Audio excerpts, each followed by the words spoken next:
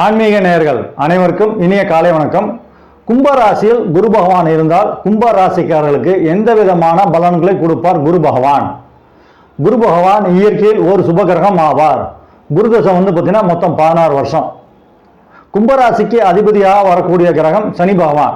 சனி பகவானும் குரு பகவானும் சமநிலையில் உள்ள கிரகங்கள் ஆகும்.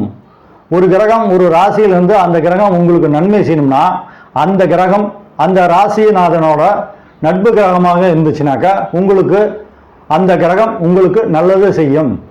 கும்பராசியில் உள்ள குரு பகவான், கும்பராசிக்கு அதிபதியாக வரக்கூடிய சனி பகவான், இரண்டு கிரகமே பார்த்தீங்கன்னா சமநிலையில் உள்ள கிரகங்கள் ஆகும்.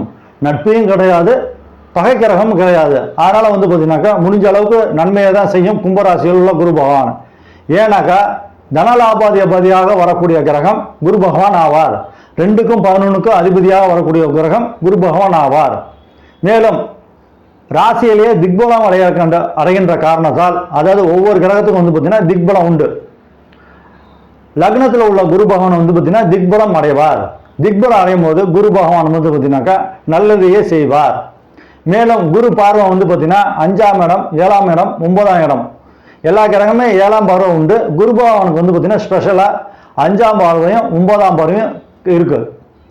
5ஆம் பார்வையா பூர்வ புண்ணியஸ்தானத்தையும், 7ஆம் பார்வையா பார்த்தீங்கன்னா திருமணத்தை பற்றியும், 9ஆம் பார்வையா பார்த்தீங்கன்னாக்கா பாக்கியஸ்தானத்தையும் குரு பகவான் பார்ப்பாரு.